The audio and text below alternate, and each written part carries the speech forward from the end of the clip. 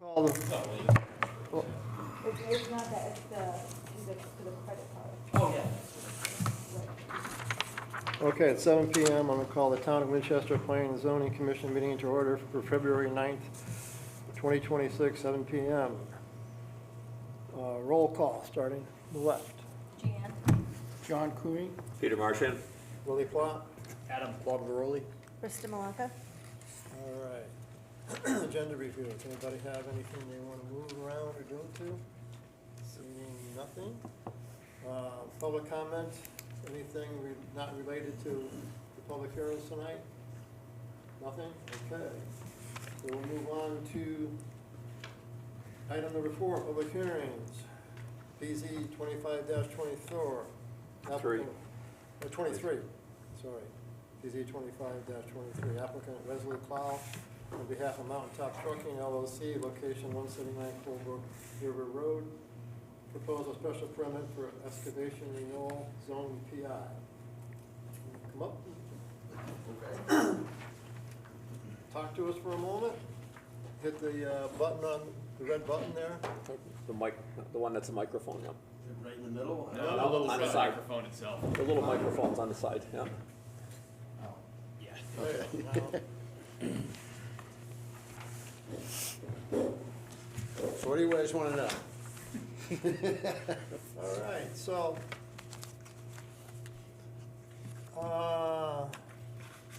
since your last permit, you have an idea how much has been removed up there? We're taking about 42,000 yards a year out of the quarry, and that's pretty much the plan going forward as well.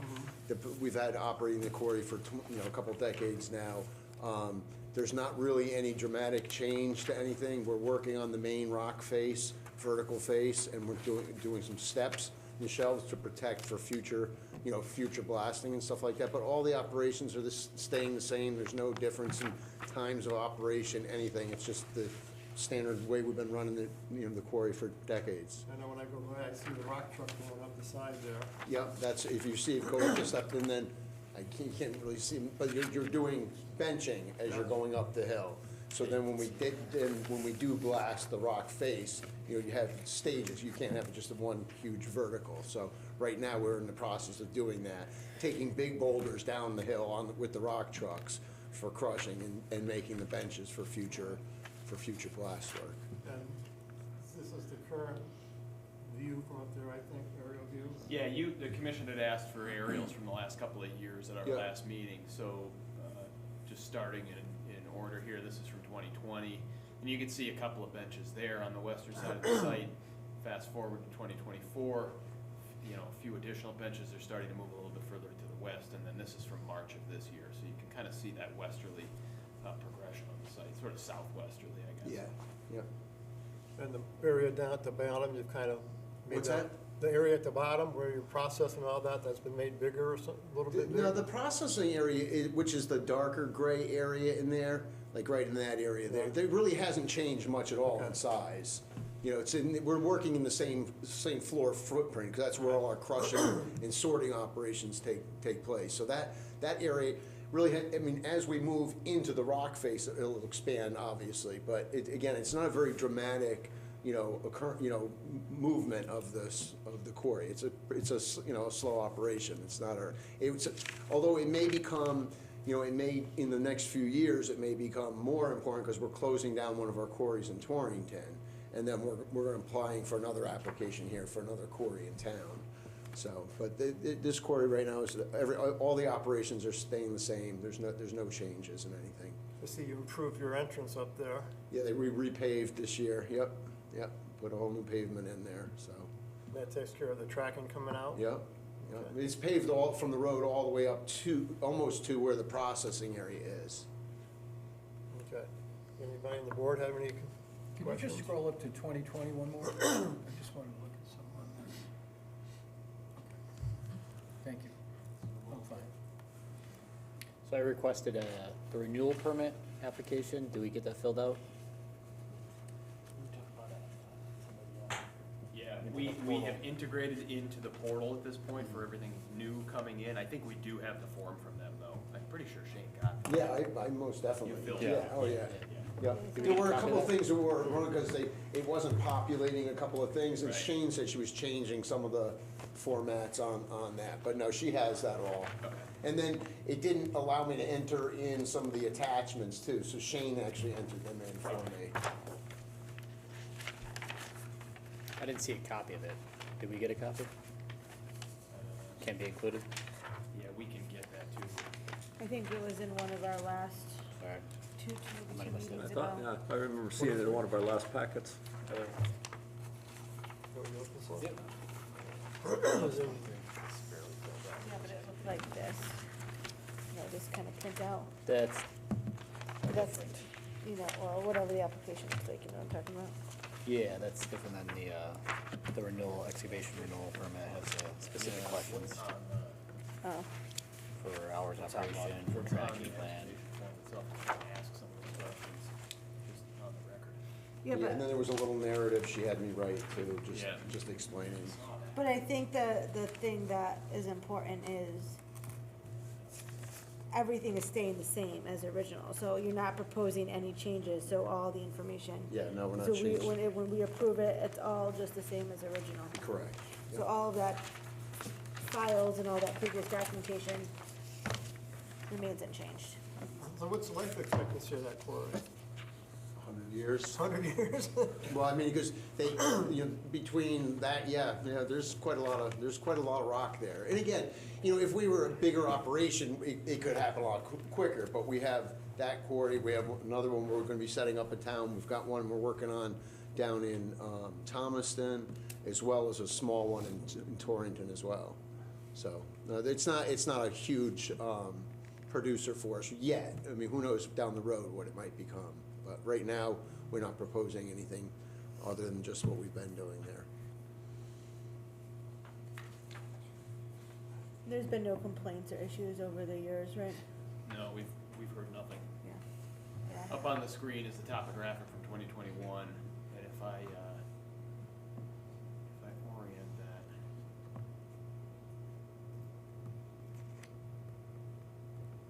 Orient it this way. You can kind of see how they're just kind of sticking to the plan. I saw in the records for this, you have a blasting permit. So is that, you have to get one all the time, or is that like a yearly thing? How's that work? I've never applied for a Yeah. separate blasting. Every time your blaster Well, does. yeah, Every time blaster, they that's blast. the actual They have to permits, apply through that yes. to the fire marshal's Yeah, office every time yes. they blast, And that Yeah. stays with the fire marshal, or is it through the fire come- marshal. Yep. So Yeah, you have no record of when they blast now? The fire marshal's office does. Okay. Yep. yeah, every blast has to be, Yes, be permitted by the fire it's marshal. gotta all be notified Yep. each time, yeah. You got anything, John? Thank you. Jan? No? Anybody else? All right, so I move that we approve. No, Close we it. gotta close this here Oh, public Gotta hearing. close the public hearing, I'm sorry. Motion to close, I make a motion to close the public hearing. Second. Any discussion? Hearing none, all in favor? Okay, so hang around and we'll get to you in a while. Okay. Okay, so now we're going to open the public hearing for PC 25-25, George Needham, 25 Center Street. Special permit, application to convert mixed-use building to a multifamily, Zone TC. How are you? Good, how are you? Good. Hi, George. So, tell us what you want to do. There's one office right now and 2 units, and we wanted to just make it all residential, So how many units are going to be in that building? 3. 3? Ups- So you'll be closing the office? It's been empty for a long time, So is that street level? yes, Do you get to it from Main Street, or do you get to it from Center Street. you get to it from Center Street, Yep. right? So there would be no residential access from Main Street. What do you mean? It's not on Main Street. It's on behind the- Center Street. It's across from Center the town Street. hall parking lot. It's right behind the town Oh, hall. I'm Yeah. thinking different. Directly across Yeah, the street I know from what you're talking about. firehouse. I know what you're talking about, sorry. Actually, You're thinking of my Diagonal. main Your other street. one, yes. yeah, yeah, yeah. Oh, down here, yes, Thinking that's This right. one, I gotcha. Yeah, Center Street, yeah, this one down here, sorry. I know what you're So the sorry. purpose is just to close the office and make it strictly residential, is that officially, or Yeah. what's gonna happen with the office? Like I said, it's empty. It's empty, Yeah. and it's just gonna remain empty, it's not gonna become part of the residential? the office part's not gonna, you're gonna put 3 units in there. Correct. It's gonna be converted to 2 residential. downstairs, 1 upstairs, What's 2 office upstairs. now is gonna be Downstairs, one converted to upstairs. residential. Just said no. So what he's Maybe I asking is didn't about the clarify. office space is gonna be, is what's being converted to. Residential. To Oh, it residential, is going yes. to be. Okay, The I'll whole wait. Yeah, that's building's the gonna be application, residential. is asking Yeah. for the whole building Yeah, to that's be why I was residential. asking, I didn't get that part. Yeah. Okay. Any residual signage from the business that should be taken down? Yeah, we will be taking down the sign. And refuse, we have enough space for garbage cans? Yeah. And, or Yeah, are you in the gonna- back, there's 3 parkings in the back and enough for, No dumpster? no dumpster, no, just a regular. Yeah. And it's still, even though the office is gonna be converted to residential, it's still only gonna be 3 unit. units. Any comments from the fire department? We toured the Fire building inspector? some months ago with the building official and fire marshal, and so they sort of laid out all the different things that George is gonna have to do to convert it properly. And Actually, been working to that today end. we, all right, so the building is sold. It's under contract right now. And the guy who's buying the building asked me to do this process for him. Today, the building inspector approved all the renovation that we have done and closed it Okay. for but the 3rd unit, the office, we haven't touched, it's still sitting there. What was that again? The office area, Yeah. we haven't converted to a Residential, yeah. residential. So, So you still have to do that alterations in there? I'm not doing it, it's the new new guy. New the owner new will. guy is doing it. The sale's contingent on you getting the Correct. special permit. Yeah, Correct. Exactly, well put, yeah. Okay. So it's a special permit, cause it's the first floor in a town center zone, right? Yeah, multifamily right now is, special permit in the town center anyway, and so in this case, yes, the whole thing is gonna be residential, including the first floor. Yeah, so I generally, in the town center zone, would not like residential on the first floor, but in this case, I think it does make sense, it's not contiguous with other commercial areas, there's, it's kind of set on its own, it kind of looks more like a house. This building was a single family or multifamily before it was converted? Multifamily. Yeah. Before it was converted? Multi-use, yeah, Then it was converted to office space downstairs? correct. Okay. And you're just going back to the For original the driveway. use. We almost had it. Almost got it. Yeah. Zapped away on me here, when I Yeah. tried to, there we go. Oh, Yeah. this is a couple of years old, but that's the structure we're talking about. Yeah.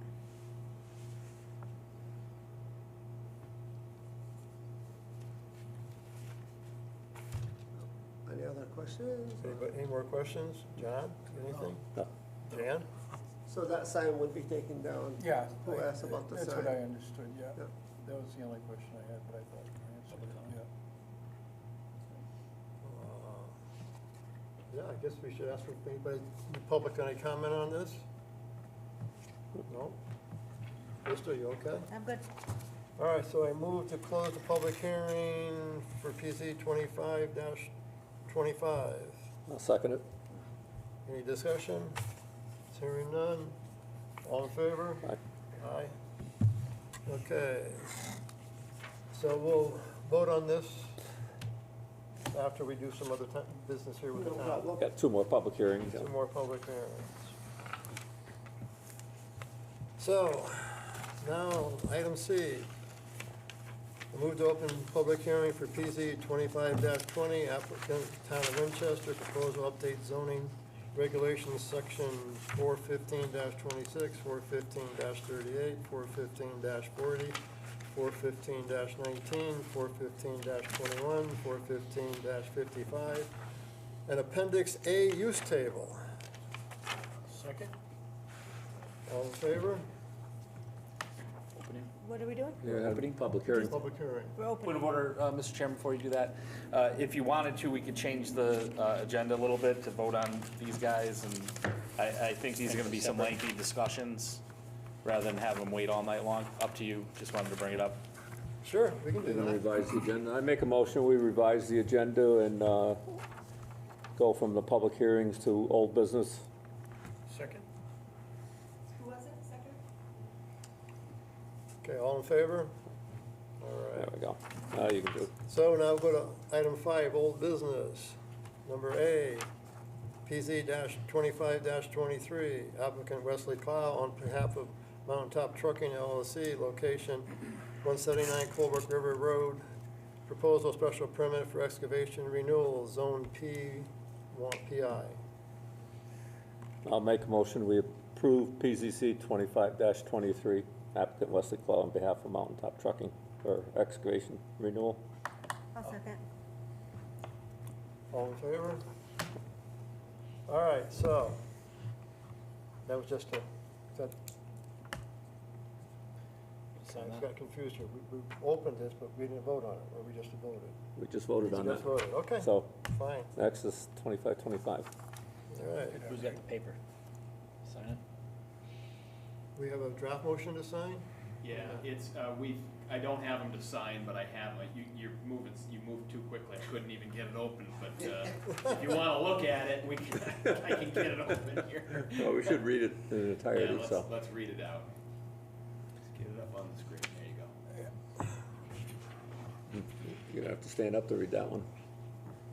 Okay, draft motion, Planning and Zoning Commission, date February 9th, 2025, to approve application number 25-23, special permit excavation renewal, owner 8JK LLC, address 179 Colebrook River Road, proposal special permit for excavation renewal. In evaluating this application, the Planning and Zoning Commission has relied upon information provided by the applicant, and if such information is subsequently proves to be false, deceptive, incomplete, and/or inaccurate, this permit shall be modified, suspended, or revoked. This application is consistent with the town's plan of conservation and development. This application meets or exceeds criteria, standards in section 415-24D, special permits, special exceptions.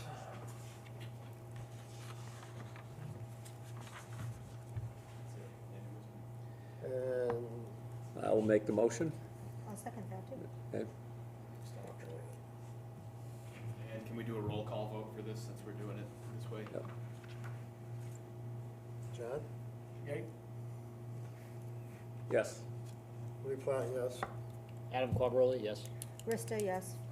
Thank you.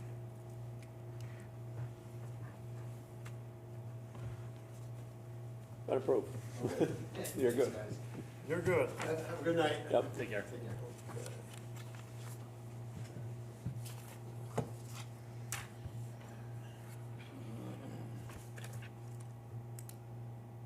So, got the next Next. one. I'm For you. pulling up the next one for you, yep.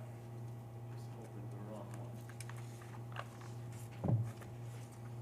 one. Okay. Wrong one. No, that's the right one. Excavation renewal, it says on that screen. Oh, but it says 25 center, so let's just Okay. delete that while we're at it. That's why we, that's why we do this stuff. Yeah,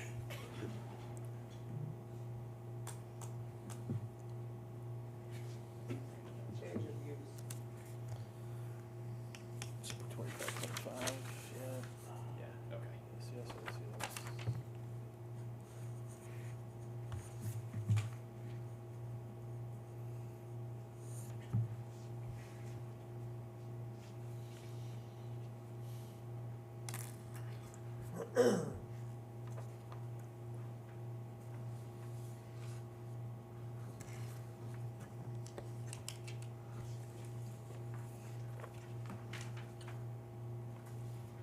We all set?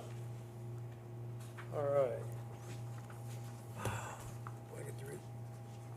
Okay, so I move to approve PZ 25-25 applicant George Nejam, location 25 Center Street, special permit application to convert mixed-use building to multifamily town center. Want me to read the rest of it? Oh, we need a second. I'll second it. Okay, now you can read that In one. evaluating this application, the Planning and Zoning Commission is relied upon information provided by the applicant, and if such information subsequently proves to be false, deceptive, incomplete, and or inaccurate, this permit shall be modified, suspended, or revoked. 2, this application is consistent with the town's plan of conservation and development. 3, this application meets the criteria and standards of section 415-24D, special permits, special exceptions. All in favor? You want a roll call? You also, Yeah, it's You're unanimous, good. we're okay. Yeah. We're good? Yeah, you're good. All right. Okay, now get back to regularly scheduled business. back to public hearings. I'll make a motion to return to public hearings. Second? All in favor? Okay. So you, now you're up, Jeremy. Yeah, I just. Thank you, have a good night. Yep, take care. Good luck. Bye, George. I'll make sure I got the right thing in front of me here. So the last time we talked about this was, I guess about a month ago. So we'll just kind of go through this. Not a lot of changes have been made. We did make changes to the, I think we called it the homesteading part, so when we get to that point, we'll get there. I had made notes at the last discussion that we had on this back in early January. Accessory apartments we discussed, simply making this a zoning permit as opposed to a special exception by the ZBA. It's a detached accessory structure or as part of the existing residential structure, so that's some new language there. Newly constructed accessory apartments must comply with all setbacks and coverage requirements of the underlying zone. No variances shall be issued for the purpose of constructing or creating a new accessory apartment. The other language is already there. Made a small change there. No greater than 900 square feet or 50% of the gross floor area of the existing residential structure if attached, whichever is less. Accessory apartment may not contain more than 2 bedrooms, so we put a cap on that. We've always had the 900 square foot cap, but this caps the number of bedrooms. Again, I think, the idea is that these generally are not units intended for families, so we'll try to just limit those. If approved, if the property is approved by a private septic system, approval of the Torrey-Tarrant Area Health District must be presented to the CEO at the time of the application, just giving us a little bit more data to work with as we go along. And we had removed language about a notarized letter that had to be submitted with regard to owner occupancy of the lot. That's it for accessory apartments. Anything else that comes to mind while we're talking about accessory apartments? Would you provide consideration for a shed on the accessory apartment? Let's say it's detached, standalone structure.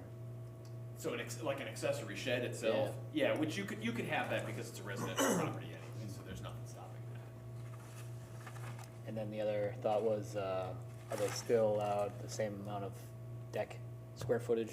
So 400 square feet of deck on the separate structure as well? Yeah, I guess they would be.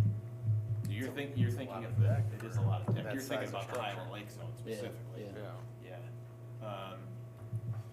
Yeah, I suppose it would be allowed. You have to look at coverage and decks, of course, if they're uncovered and it's not concrete underneath, it doesn't count as Yeah, the coverage. impervious There's setback surfaces and requirements, everything, yeah. impervious surface requirements, and all that, right? So Impervious. all of that stuff has to be factored in.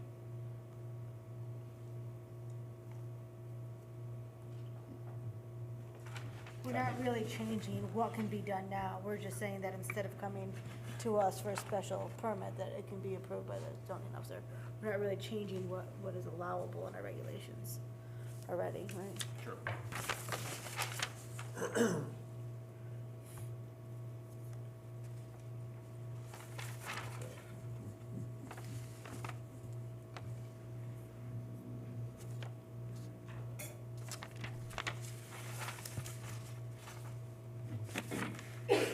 So this doesn't require anything from, if the property is sold, for the new owner to come in or anything like that? Okay, beautiful. Yeah, I think, you know, that's just kind of a, and we talked about this already, but, you know, it's just sort of, Once it's it's an approved, it's enforcement approved. nightmare, right? Right. Because it just, Exactly. it's, Yeah. you're sort of chasing your tail trying to find these places if somebody doesn't come in and file that piece of paper with the office. And I wonder if it was ever challenged in court, how much that would even hold up. I agree with you. I mean, I wonder, you know, the owner occupancy requirement that's in there at all is sort of difficult to enforce anyway, right? Yeah.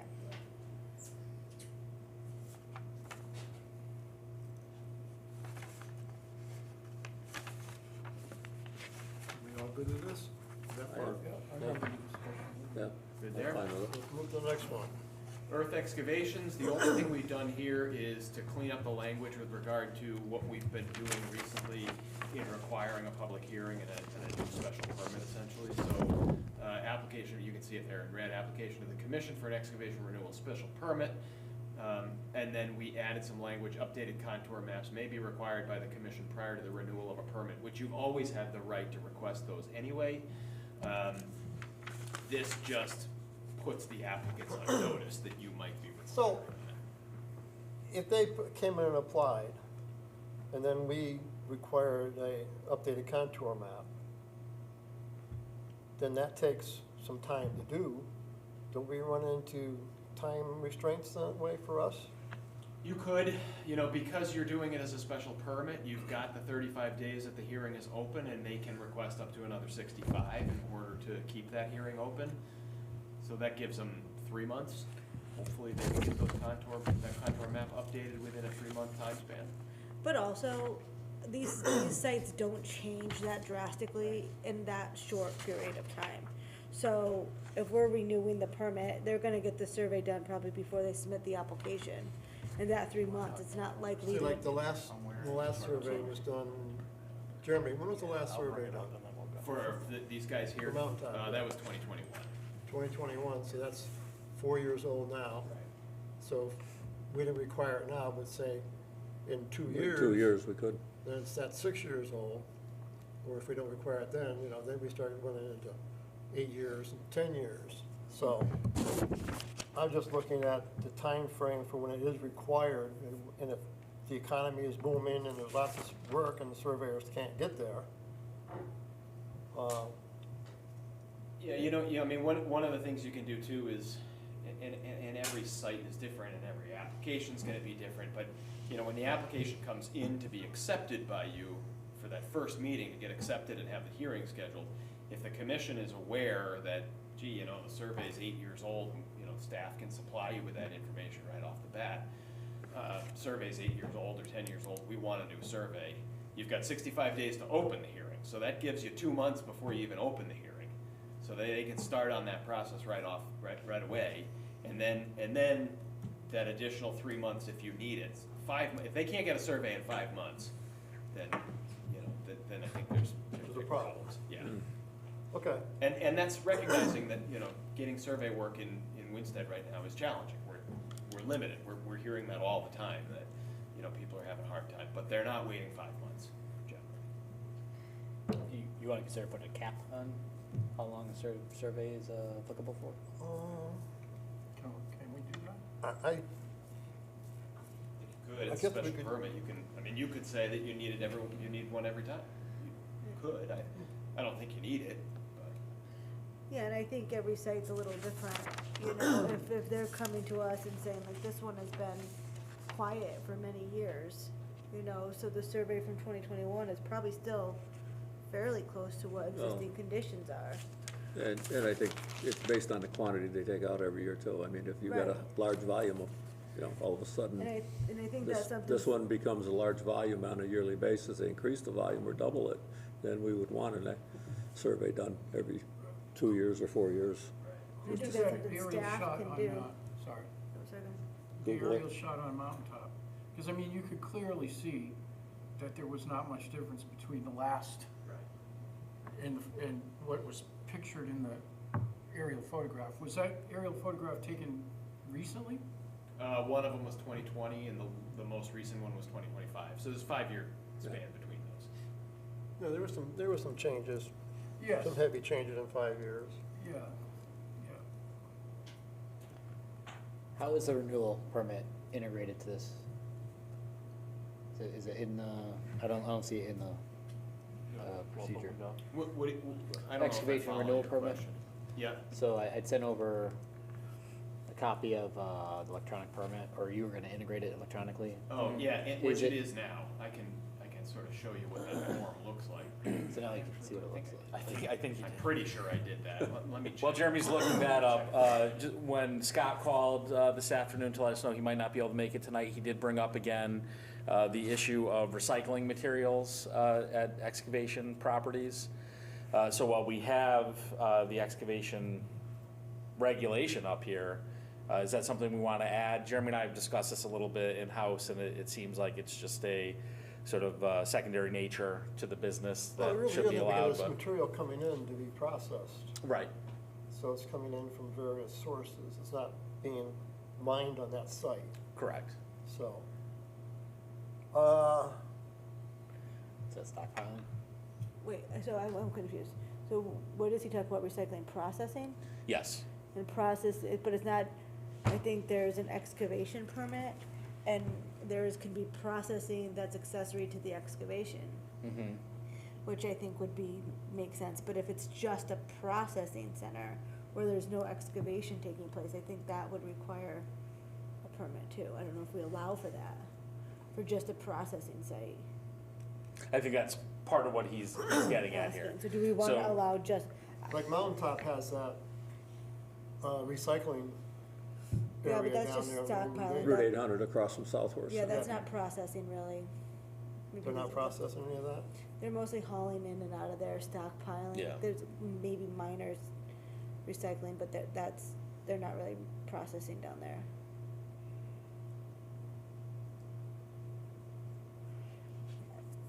So currently, processing is only allowed as an accessory use? Yes. I'm okay with that. Could Mountaintop process there if they wanted to? Yeah, The way because it stands? it's an excavation site, so Yeah, the in processing Torrington, yeah. is So they're covered. accessory to, yeah. Yeah, the processing is what happens when they excavate. We're talking about bringing material in to recycle it, to maybe mixed in with their Yeah, so product. even if it started there and went out to a job and then was coming back for whatever reason, I think that's what Scott's thinking about. Well, I think a lot of it is when you dig up a road, that stuff Bring the legs. goes. Yeah. When you mill a road, that stuff goes somewhere. You know, millings now are very Commodity. highly prized. Yeah. So I think that's a bigger regulation than just adding something here. Yeah, I think the thought process was that, you know, to some extent, these operations might be doing some of that. And so is there a desire to add that as an accessory use up to a certain amount, right? To say, you know, as part of the operation, you might be able to bring in, and I don't even know what a reasonable amount would be, because this isn't my area of expertise, but, you know, 5,000 cubic yards of, you know, recycled material for on-site processing for redistribution at a later time, or something along those lines, is I think what we were batting around a little bit because of Scott's comment at the Yeah. last meeting. My thought is keep the regulations we've got to change these, and then maybe you can look and see what other towns have, if they have anything as far as the material recycling yards or anything like that, any regulation, so we can have it a standalone regulation. Okay. Yeah, standard zone that could be applied to. Well, or standalone for, To the right, excavation business. right.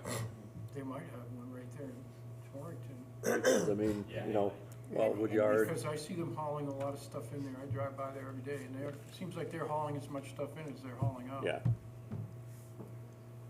You figure most, like building, when you dig a foundation, that material's gotta go somewheres. Right. When they were gonna do that piece up on 211 West Wakefield, there's gonna be A lot of A lot of material. material removed from there because that was gonna require an excavation permit. That was gonna go somewheres. So, yeah, there's a need for that. I think we just need to figure out how to address it. And Well, and I think that, you know, that's such a very, it could be accessory to what we're talking about, to the excavation, but, you know, these stockyards and different things, we have such limited, you know, industrial and commercial land that they need. I don't know that that would be the highest and best use for us to start asking for that. I like that it's accessory to an excavation operation. I think when we review these, we can determine what is accessory. If it's a big, you know, a big site with, you know, they're gonna show us what their processing and stockpiles look like, you know, and some sites can have more, some sites are gonna have less, as long as they're staying within what they're proposing. I don't think we need to really create a regulation that's, because it's gonna be in the plan, right? And it's accessory, and we're gonna look at it and say, yes, we feel this is accessory. If we wanna start looking at like a landscaping or a stockpile yard or something, I think that's different. Part of the original earth excavation permit is hours of operation and an Yeah. estimated number of trucks per day. Right. So if you do an accessory, it's gonna potentially affect those. Well, but whatever they submit, that they have to stay to, right? So that would have to include their accessory uses too. Right, am I thinking about that? Yeah, I think you're right. And then, so you mentioned that site could be going on for 100 years, right? And are we gonna go back to the original permit of what was agreed upon for hours operation and number of trucks? And is it always going back to the original, or are we gonna include that as part of the renewal? Well, I think that's why the renewal coming back in as a, you know, every 2 years gives you that opportunity to do that, right? I mean, right now, you're saying it's the original, and whatever those hours are. But it gives you the opportunity to review that and make whether or not it makes sense to go back to that original approval. How well are we gonna retain that original permit? It's in the office, it's gotta be there essentially forever. So recycling business, if you look at like road construction, most of that's happening at night now. That material would be coming in realistically 24 hours a day. So you really couldn't limit hours of operation. Because they're paved at night, they mill at night. It's gotta So, move. Well, and that's why I think that that's a totally separate type of. yeah, it'd have to be a standalone Regulation, Yeah. regulation to Yeah. go along Agreed. with that's what I said. the people that have the equipment to process it. Like Mountaintop would have the equipment there to process it because they're making different grades of material. And they can actually integrate some of this recycling stuff into their stuff. Well, like Canavos, right? They don't excavate there. They bring their stuff in, they process it, they haul it out and use it in other jobs. So, I Do they mean, even do anything down there anymore? Yeah. I mean, I think They so. sell I mean, I don't know. salt, sand, Yeah. so- soil, and they bring it in, stockpile it. Yeah, They but sell that's it all retail, hauled in, that's sell it. all held in for Yeah. resale. Yeah, So, I mean, I think that's the type of thing which I think is but you got different a yard than. down there, is, the old Picasso property, there's a lot of stuff, Yeah. materials there, A lot of stuff. that he's like- brought in, so. So, yeah, we should look at that as a way to add it in. I don't know. Adam, to answer your question about what are we capturing in the online permitting system, we just pulled the questions off from the old paper form. So date of last renewal, date of original approval, amount of cubic yards permitted originally, cubic yards removed to date, and are you requesting excavate outside the original limits of excavation? And I think, you know, the answer to that question is really gonna inform what we're gonna need in terms of survey. You know, if they say yes, then of course we're gonna want a new plan that shows that. And then these are the questions that are there for a new excavation permit. Same questions, but then there's some additional ones, hours of operation, estimated number of trucks per day, size of the trucks, type of material. Should we just ask the hours in the renewal, even if it's just a I think confirmation so. of the same? Yeah, we could. Yeah, Okay. to reinforce the. Yeah, Yeah. Yeah, make sure we all know what we're talking about. that's a good idea, whether it's there every 2 years, it's updated. We can do that. All right, so anything else on this excavation language at the moment? I'm good. Nope. There. Good.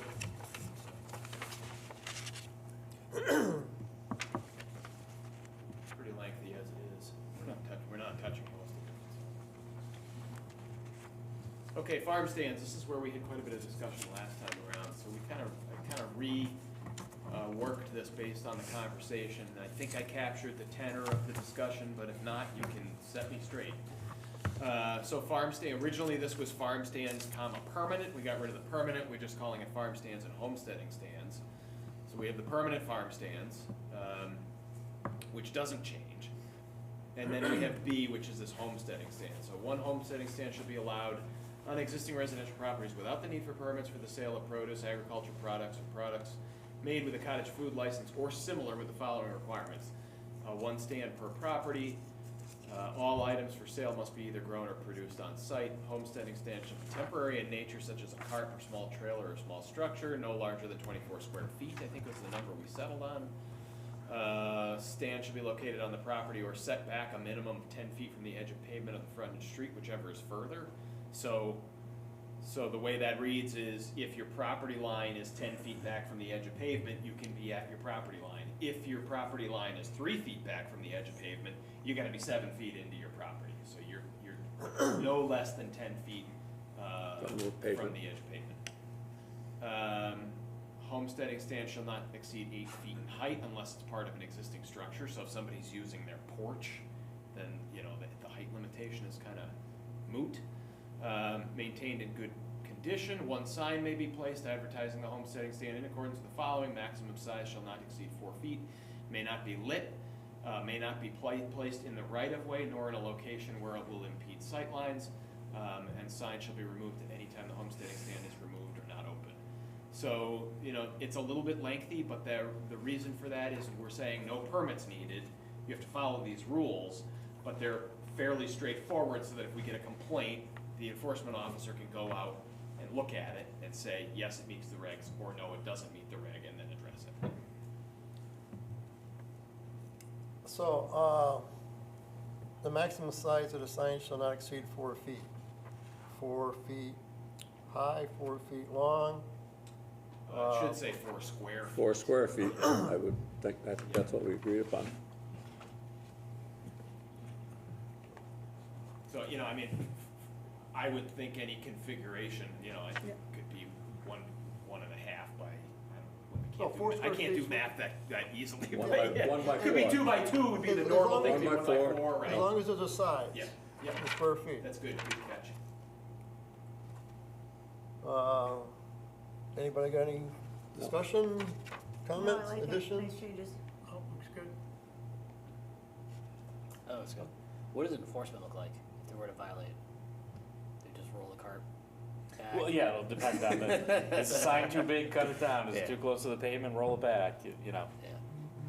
I think it'll be, Easy solutions. yeah, Mhm. yeah, not a very complex one, And we- I hope. We know we have a bunch of these things that meet this Yeah. out there, you know, across town, and, you know, for the most part, it's not gonna be a problem. And we're not getting complaints now, it's just, but we have had the question a couple of times, you know, I've got this cottage food, I'm gonna have this cottage food business, what, you know, I think we've got a hearing that opens next month for a cottage food license, Mhm. home permit. And, you know, we've had these questions before, I've got vegetables, can I sell them out on the street? Well, the answer is no, you can't. Now you can, and this will be legit. So I think it's, Yeah, it's not good when people call and they're trying to play by the rules, you say, well, you can't do it, because the rules don't work, so. and then they say, but what about the guy up the street from me that's selling eggs out by the road and has this little, you know? And that's the nightmare. Well, here we go. Yeah. No, I think this is great. It's a good addition. We have 30-day grand openings. Yeah. Grace period. Big banners. Feather flags and the banners. 36 square foot banner. Well, we have good rules for that, so I could always default to those. Parking regulations, I honestly don't remember what we added here, I gotta look. Oh, this is the provision that ties back to a state statute that was changed a couple of years ago, requiring EV charging infrastructure. So this is already statute, but I like putting this stuff within the regulations so that people are aware of it, right?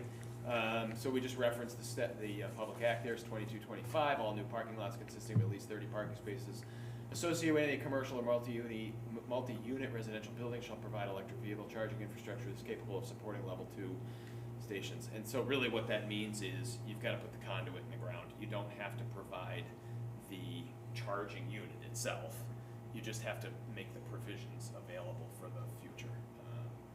I've had almost no pushback on this in reality when developments come in because you're just throwing a conduit in the ground across the parking lot, so you don't have to dig the parking lot up later. So that's pretty straightforward. Any questions, comments, concerns? Okay. Signage, this is the one where we got into signs in the window. So we added signage placed in the window of any commercial establishment shall not obscure more than 50% of the window area and shall not be internally illuminated. Anything there, we good? Good. Yeah, straightforward.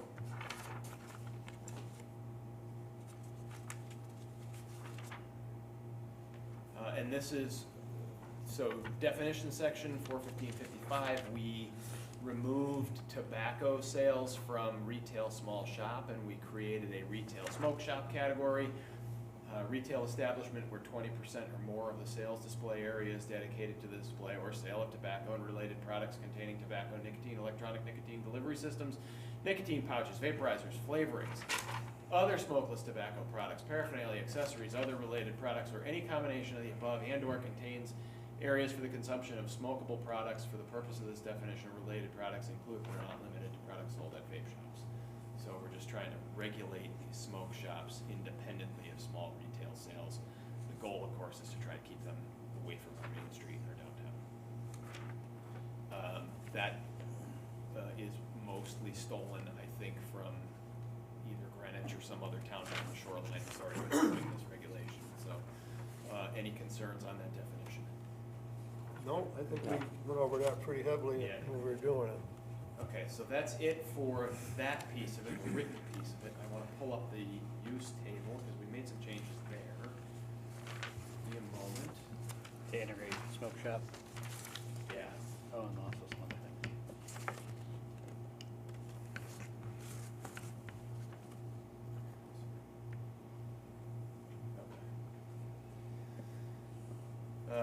This is, we've made a number of changes in here.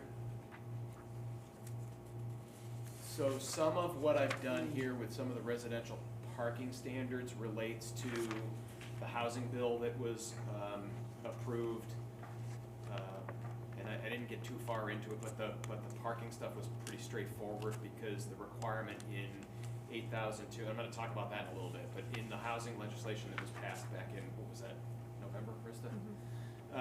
There's a provision in there that says we cannot regulate parking for residential developments of less than 16 units. So I just wanted to clean up the language on that, and we'll talk more about that, but I just figured since we're looking at the use table, let's just incorporate that now. Affordable housing, you can see 0.75 per bedroom when the development contains more than 16 units, because if you're above 16 units, we can regulate the amount of parking, we can require. What was that again? parking. Above 16 units? What happens? Above 16 units, we can continue to have a minimum parking standard requirement. for the unit count. One of the questions is what happens if you have 16 units? Yeah, and that's, To be determined. hopefully that gets cleaned up this session. And I will say, we'll talk a little bit about this, but my firm, Tyke, has, we've hired Haller and Sage to do a session with all of our client towns and the commission members, so you'll all be invited. That's March 11th, I think it's a Thursday evening. It'll be an online session. You're all welcome and encouraged to attend. It's probably gonna be Rich Roberts, Ken Slater, Mark Brantz, and I'm missing one of the heavy hitters at that firm, but sort of top land use attorneys in the state to kind of go through this bill and give you some really solid information to go on and give us some real good advice in terms of what we need to do with our regulations to be compliant with this Is that legislation. in the evening, or? Yeah, I don't know exactly what time it'll be, but it'll be an evening meeting because it's geared towards our commission members. We want you all to be able to attend. Do we get credit for that? I was just gonna ask the same. Yes. We should, we, for our yeah, training. Then I it'll- will be there for sure. Yeah, we'll count it towards your. So once you get, once that's set up, you'll Yeah, get we'll the send Zoom you for the us, link, the the Zoom link to link us. and all that, Go so it'll be register. online, because we've got towns all over the state, we don't expect people to drive anywhere. So it'll be online and we'll have it open to you, we'll get you that information, but put it in your calendars, it is scheduled for March 11th, and as soon as that flyer's put together, we'll get that out. Okay, just continuing on down the line here, so this goes along with what we had talked about, with regard to downtown, so dwelling units in a mixed-use building above the first floor. We talked about this for downtown zoning permit in the town center zone.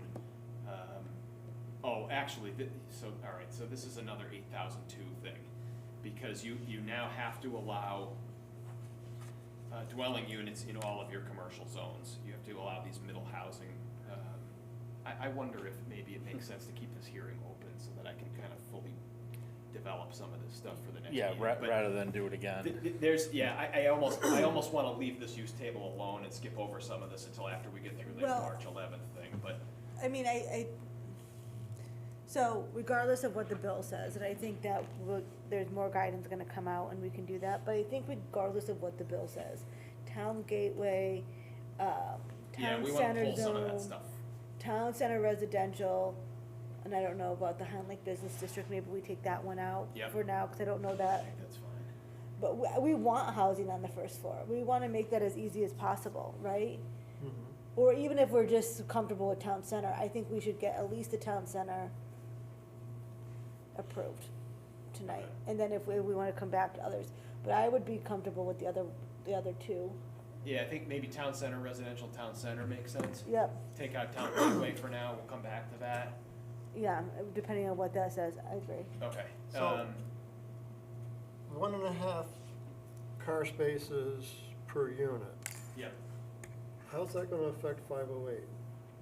There's no parking required in our town center. There's none, it's in the town center zone, there's no parking requirement for it. But we're gonna do parking in town center by special permit. That's what you wanted to get cleared up, right? No, First floor residential special permit. Well, first floor. Yeah, I- first I- floor. I'm First sorry, floor I missed the residential only, first yeah. floor.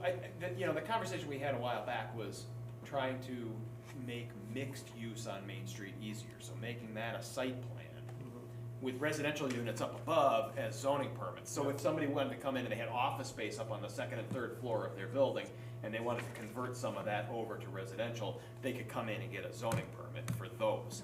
But if they wanted to convert the first floor to residential, it would need to come to you for a special permit, because we wanna maintain that, street level commercial retail space. So that's the thinking here. So that's why dwelling units in a mixed-use building, and that's the key, dwelling units in a mixed-use building above the first floor is a zoning permit. Dwelling units in a mixed-use building on the first floor is a special permit. Special permit. Yeah.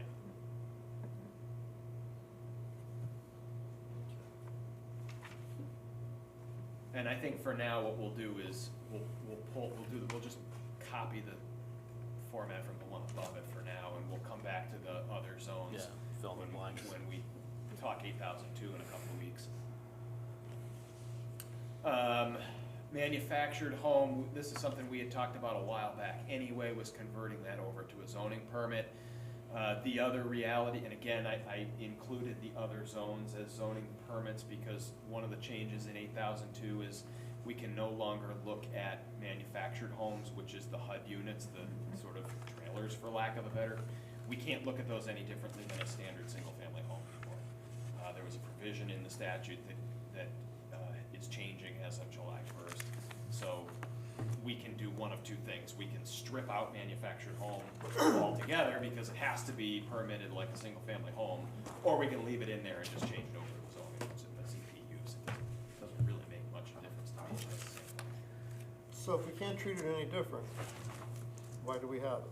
That's what I'm Yeah. thinking, we can strip it right out. So, then we're gonna strip the definition of manufactured home and trailers out of our zoning regulations? I think we might wanna leave the definition in there only because, the permitting process is slightly different than a single-family home with regard to building permit, and, so it sort of informs our office that it's a manufactured home versus a stick-built home or a prefab. Maybe where it says single-family dwelling and we put and manufactured homes in the same block? Yeah, we could do that.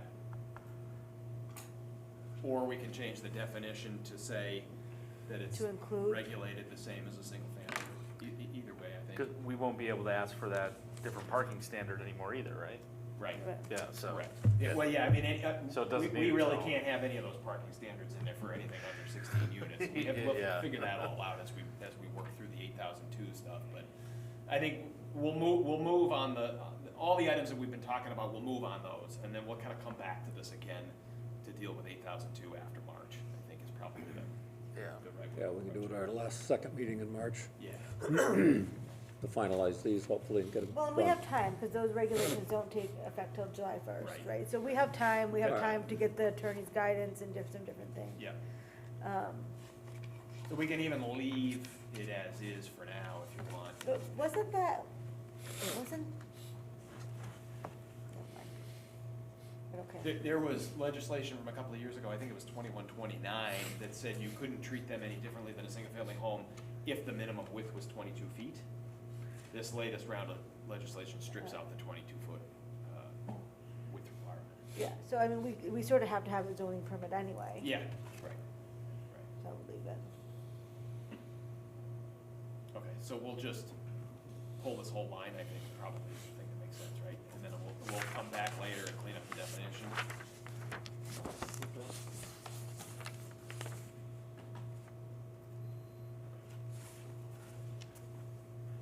All right, running down, again, I added some of I cleaned up some of the off-street parking stuff, in that right-hand column because of the legislation.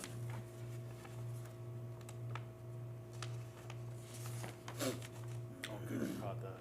Oh, yeah. The erroneous yes. residential uses box. Yeah. I was gonna ask. It's all over the place, so Yeah, I just stripped it just that out. carried through. Yeah, carried through. Residential uses just carries throughout this entire table, so I stripped it out so that when it's sent back to OpenGov or general code, they clean it up. Okay, retail smoke shop, zoning permit in the town gateway and the production P&I zone, but it is not in the TC zone. Are we good there? Mhm.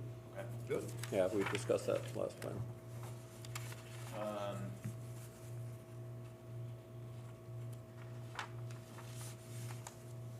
And Farm say- stand permanent, farm stand, I think these farm stands are only allowed on permitted farms, and those farms are a zoning permit use. So I think it makes sense to, rather than require a special permit for those farm stands, we could do a site plan, but I don't know, and this is just me sort of throwing this at you to think about. I don't know if a farm stand on a permitted farm should have to go through the special permit requirement. That's my own thinking, but it's up to you. Isn't a farm stand built into the farm? No, the way it's Regulation? always been is it's a special permit Oh, okay. for a farm stand. It's not considered a right of use or No. anything? No? So that's my thinking, was to just make it a little bit easier if you've got a farm Yeah. permit. Do we limit the size of them? I think you do, I'd have to go back and look at that. Because I agree with you to a point. At some point, you look at like the Lyman Orchards, like, Yeah, that's not, yeah, right. I You- mean, I you don't know know what if it- that's a so farm long- stand anymore, but you're yeah, right, yeah. so long as we Yeah. limit what we call a farm stand, I think you're Yeah, right. I mean, that's a I think full-blown we do. store. 200 square feet. Hold on.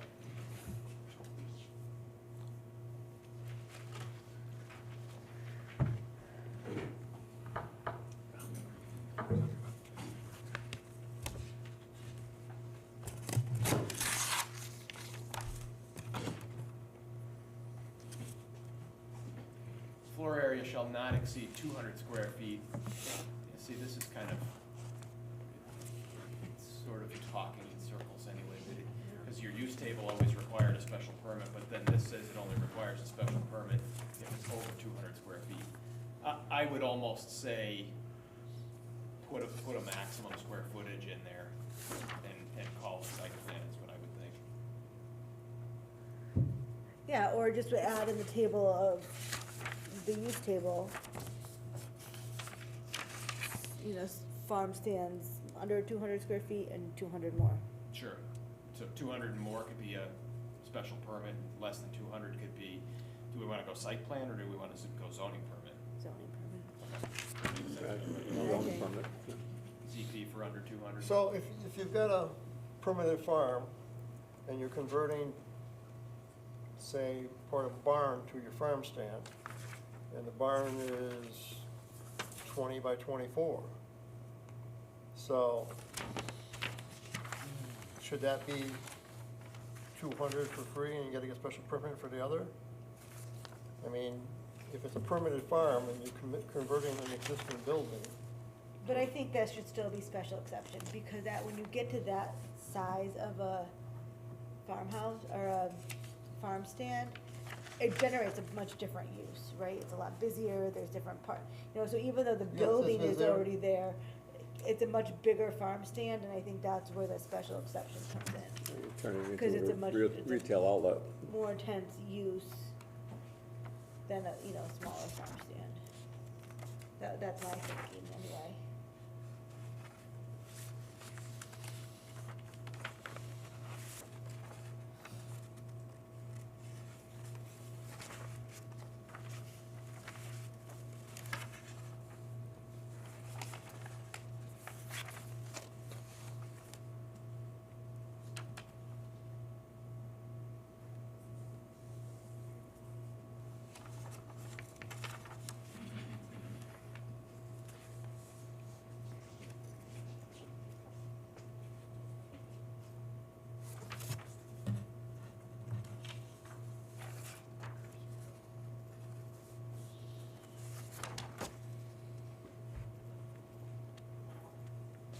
Fix that later. Okay, is that, So we keep it Want as it as a P or zoning permit, ZP? right? yeah, we wanted to go ZP, huh? Under 200 zoning permit. there you go.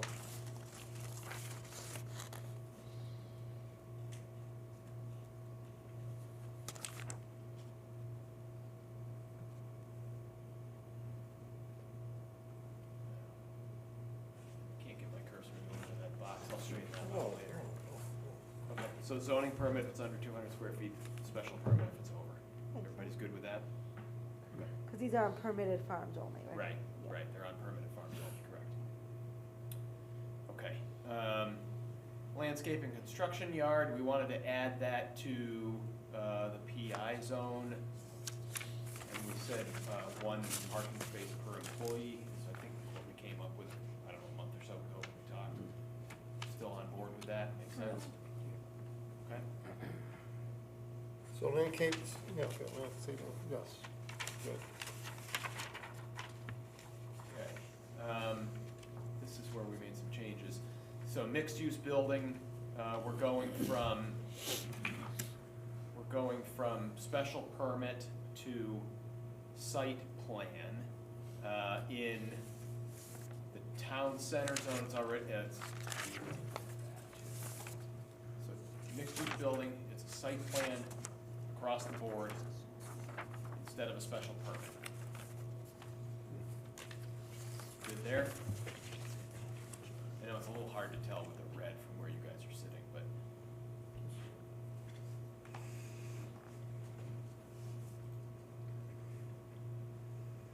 I think I crossed out the wrong letter Your S is red and your P is black. there. I know.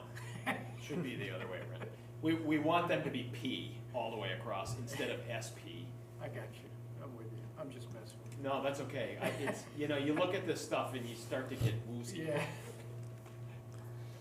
Getting punched. And I'm gonna recommend that we get through this and we leave the hearing open so that I can go through this one more time and clean this stuff up so that it's, more presentable, for any public that wants to look at it.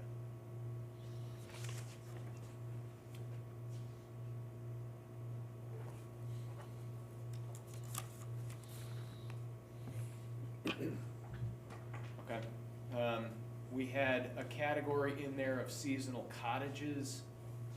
I think this is something Jeff and I talked about in the office. It's a site plan use.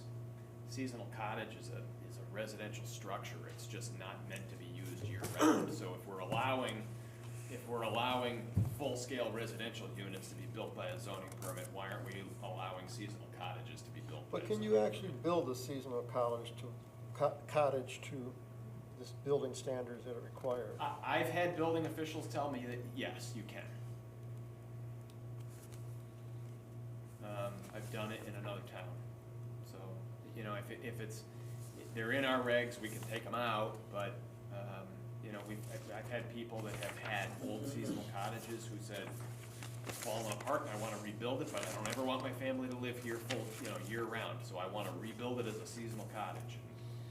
There's some provision, I guess, in the code that allowed it to happen, so. So then the question is, if it's a seasonal cottage, how is it taxed? You'd have to ask the tax assessor that question, I don't know. Because you could say, all of a sudden, like your weekenders that are around, we don't live there all the time, so you can't tax this full value. Yeah, I mean, I think it's taxed on the value of the structure, not so much the use, but The what's use, the value yeah. out there?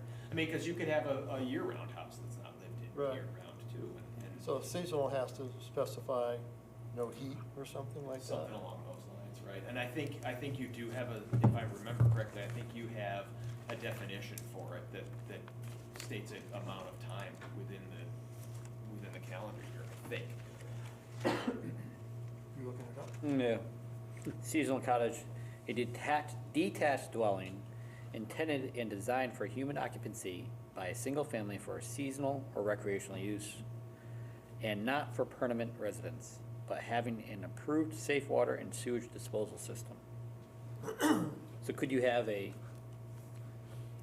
primary residence with a seasonal cottage and an accessory apartment? I don't think so. I don't think so. It doesn't sound like it, not from what you said, because you said detached, right? Yeah.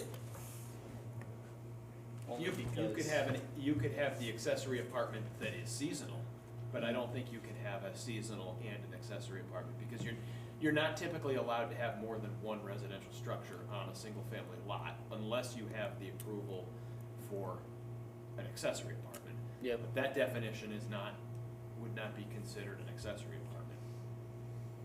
So that, I look at that as, I have a lot on the lake, a vacant lot, which I don't even really know how, realistically, is this thing ever gonna get used? Probably not. But, you know, if you had a vacant lot, you could come in and do a seasonal cottage on it, instead of a year-round single-family home. We did have lots in Munster that had multiple seasonal cottages on it for, Sure, at one time, sure. Lake community makes total sense. yeah. And I'm sure there's still some out there, right? I mean, I'm sure there are still some cottages around that are not insulated and they're 2x4 studded walls, and, you know, people go there for the summer And they and pull that's the it. water meter out in the wintertime, so that way they don't get charged for it. Well, it does say a detached dwelling. That makes me assume there's a separate dwelling structure on the property, right? There doesn't Detached. have to be. Well, I don't think, and by this, could be a. right, there doesn't have to be, but it makes me assume that it can be, Yeah, right? like Trob's up there, I mean, a single-family home is a Yeah, detached Travis unit, got a lot too. across the street, he's got 3 or 4 And well, across I the street think from where his you're, house. you're Seasonal going, cottages. Adam, I don't think it changes Nobody knows how the many are up number there. of units that could be on a I know lot. there's only So 3, if it's a single Oh, you count family, that? I with an think so. accessory, or it's a two-family, it doesn't change. somewhere in that area, yeah. It doesn't allow that additional living unit when it wouldn't otherwise be permitted. We just allow it to not have heat. Yeah, I mean, again, you could almost take that out of the use table, because it, you know, it would be somebody's choice to make it a seasonal cottage versus a year-round home. They still have to have sewage disposal, they still have to have water, they still have to have an electrical too. connection. So they There's still some have to up have at all Pond, too, those they're same things seasonal. as a single family. So, So you do have them existing in town now? Yeah. right, There's some on Park Pond, sure. up there off of Blue You Street. have another group on Highland Lake, so probably should leave it in. Yeah, Yeah. yeah, I don't think there's yeah. Okay. So the question is, do you wanna retain, you know, the permitting function, or do you wanna release that to the zoning enforcement officer? I think it should be the I think it should be same. no different than residents. Okay. Yeah, I So do. now it's Myself, my that's my personal opinion. I agree. Agreed? Everybody good with that? All right, accessory apartment, we already talked about moving that from special permit over to zoning permit. Jeff and I talked about this one in the office, taking accessory apartment out of the town center zone, because you can already have a two-family in the town center zone. You can already have multiple dwellings in the in the town center zone. So it's sort of redundant to say, well, you gotta come in and get a separate permit for an accessory apartment, but I could just have a two-family. So it's sort of one of those, it's just redundant to have it in there. Can you have two single families in a town center? Yeah, you can, yeah. And it's more limiting, right? Well, I guess you can pick either one. Yeah, I mean, if you come in and say, yeah, it's more limiting, right, in terms of the size, but there's no reason, you know, you could Yeah. have an 1,800 square foot second dwelling unit in that zone, right, so. And it wouldn't say somebody couldn't come in and still apply for a 900 square foot, we just Oh, yeah. consider it two single family homes. Right. So, the accessory apartment. If it's just a zoning permit, so that's under the public law 25-1. The ZP for an accessory apartment? Yeah, I mean, the whole accessory apartment thing is under 25-1. So, do we have control over that? Yeah, you do, because so accessory apartments was originally Public Act 2129.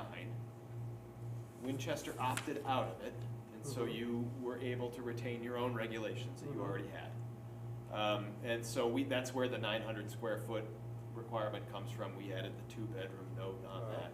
So yeah, you have full control over that. So- The discussion a couple of months ago was to move it from special permit to zoning permit, just to make it a little bit easier. But it could certainly stay as a special permit if you wanted it to. So the areas where it's already like two families, there's no reason in my mind to have it. Yes, I agree. But as, other than that, I think it should be a special permit. Yeah, I agree. Okay, That's my so viewpoint. we're back to. Well, but it's, Where is- in the regulations that we just changed, they said it was a, zoning permit if it's in an existing structure, right? Yeah. And then if it's, detached, No, we had been focusing on it as a zoning permit all along, whether it was detached or attached. right, cause if it was over a garage or something, Right. yeah, I mean, So we've been basically looking at it as an old construction.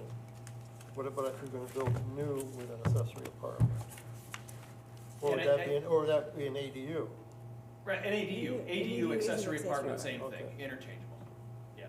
So the language we came up with here was, it used to be the ZBA issuing a special exception.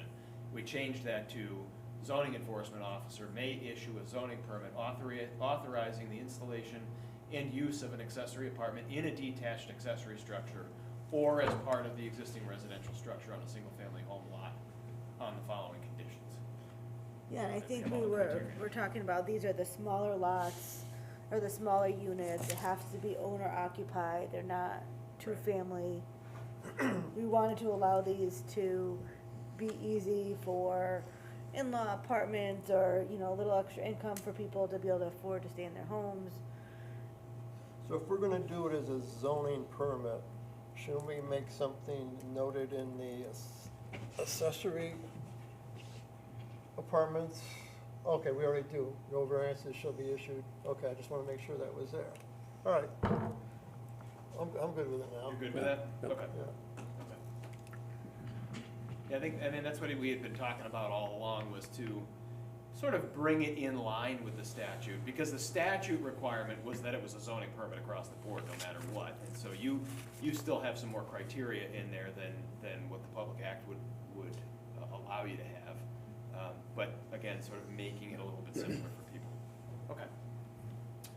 Family child care home, again, that's bringing this in line with statutory requirements, just making it a zoning permit. We can't treat them any different than a single-family home, so just converting those to zoning permit from a site plan. Again, just a requirement there. Outdoor dining as an accessory use, adding that as a zoning permit, again, to be in line with state statute. That was updated a couple of years ago. Outdoor dining is required to be an as-of-right use anywhere there's an existing restaurant. So we added that in as a zoning permit in all of the zones where restaurants are currently allowed. We can still review it for parking requirements and all the rest of it, but it has to be allowed as a zoning permit, so just adding that. I checked out a little bit, it's allowed in P&I, probably because you have distillery in P&I, right? And tap tasting room, not necessarily a restaurant, but I think restaurants are allowed in those too. I didn't see restaurant in P&I. Well, I might have an old one. Okay, well, so that's interesting, let's take a peek at that, because if the old one didn't have it in P and I, then we need to have that conversation whether or not that was a, Yeah, it's not. no, you're right. Oh, but high there turnover you go. fast food is, Yeah. that's why, and it's a special permit use. So if you come in for a special permit for that, then you're entitled to the outdoor, and again, it's an accessory use, so you've already got to be permitted for the restaurant, so that's why I included it. And then part two, my question is, so retail smoke shop is allowed in Town Gateway and P&I. Are they gonna apply for outdoor dining for retail smoke shop? Do we want to allow that? Because it does talk about and/or contains areas for the consumption of smokable products. Do we want to have outdoor areas of smokable products in those areas? I think that's I up don't to you. In P&I, I don't see an issue. So, but this is for retail, this isn't like a cigar bar. Well, it does say and/or, in retail smoke shop, in our proposed regulations here, and/or contains areas for the consumption of smokable products. In our, Contain, yeah. yeah. So list all the products, right? So, yeah. And then and/or We should contains look at areas. that, go back and look at that one, because you're gonna allow the smoking in the building, where, well, I suppose the landlord could always say no smoking in the building, but you don't wanna be.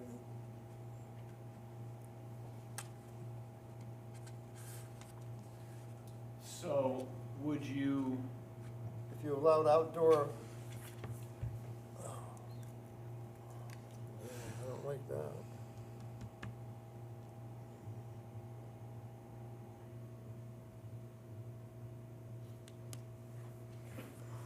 So just say they could set up a table outside of the vaping shop, and everybody could just sit out there, and say if it was down here on Main Street, everybody going by just has to walk through all the. right? So would you want to in the definitions, I'm just looking for it here. So, the statute doesn't allow smoking in any restaurant or No, bar, right? no, correct. So, or public place now, you can't even smoke on a sidewalk, right? Isn't that the new, I think you're right. Yeah, I think you're right. yeah, that passed a couple of years ago. Yeah, that was all part of the Clean Air Act updates. Yeah, and I the think you're right. cannabis stuff and, Yeah, the cannabis stuff for sure, you're not. yeah, and I think That's- that yeah. the cigarette smoking got lumped in with some I think of all you're that. right. So, I mean, I don't know that that is, Yeah, I think we need to just let statute dictate some of that stuff. yeah, I don't know that that could even happen. And, you know, we do reviews for the city of Hartford, and I actually reviewed a hookah lounge not too long ago, and there's all kinds of HVAC requirements that they have to abide by. when they're setting up those things. The building official has to go through a whole review process on the filtration system and the clean air intake and what goes out of the space. Yeah, air exchange rate. Yeah, yeah, so it's pretty heavily regulated at the state level. If you're going to allow those those smoking areas as part of your operation. That's for inside. Yeah. And it seems like we're allowing it for, outside, right? So, I mean, we could, I think, just put a period after above, then delete and/or contains areas for consumption of smokable products. Yeah, just keep it as a retail Yeah, space and get rid of that. Okay. then it's, Then it takes away that. Okay. Good catch. Okay, temporary healthcare units, I talked to you about that. That was a public act that was approved a couple of years ago, more than a couple of years ago now, 2017. Sort of like accessory dwelling units, but they're temporary. They come in, they leave when they're no longer needed. There's a public act that regulates all of that. Again, we have to allow these things by zoning permit. I just think putting it out there in the open in the use table makes sense, so that nobody can say that we didn't. And that is it.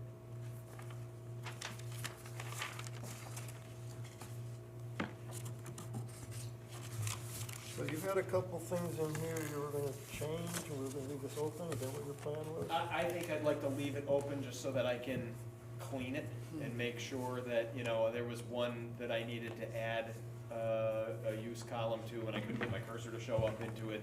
I wanna make sure that all of the Ps are Ps and the SPs are SPs, and this, make sure all of those things are what they're supposed to be, so that we have a clean, presentable version of this. So you wanna leave this open until our second meeting in March, which would be the 23rd? I don't think we have to leave it that open. I don't I think thought we you have wanted to leave it- wait till we went through the housing thing on the 11th. I think it makes sense to, let's do what we've got here, because we've got some potential movement on some things on Main Street, some other areas that we wanna get moving. So I think leave this open to your next meeting, and then act on it at the end of this month, and then let's get through the March 11th session, and then we'll revisit everything with relation, as it relates to. I'll make a motion to continue the public hearing. We got PZC 25-20 to our 23. No, this is Twenty. 20. 20 Yeah, this is 20, yep. Yes, 20, Yeah. okay, sorry. to our February 23rd meeting. I'll second. Was that John? Yeah. Any discussion? All in favor? Okay, unanimous. And that was that item C for 25-21? It was 25-20. 21, we haven't had a public hearing yet. That's next. That was 4C.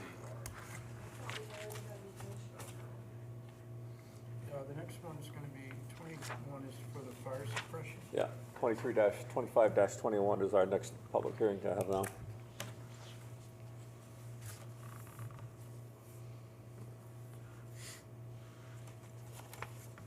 Okay.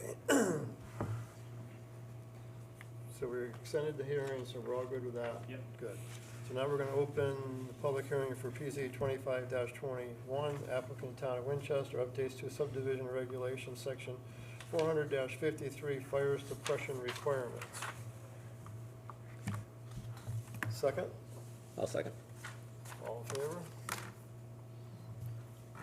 Okay, we've talked about this a couple of times. I know, Peter, you brought up to me the last time we met, just making it consistent to say Town of Winchester Fire Service throughout the document. Yeah, So. did you do that on item E, C? E, I think it caught was. all, I think.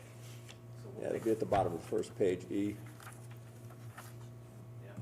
yeah, Fire Service. Town of Winchester, yeah. Should be. Yeah, that was the only one, That was the only one. I believe so. I got another one here under G. Oh, up under D, I think it was, too.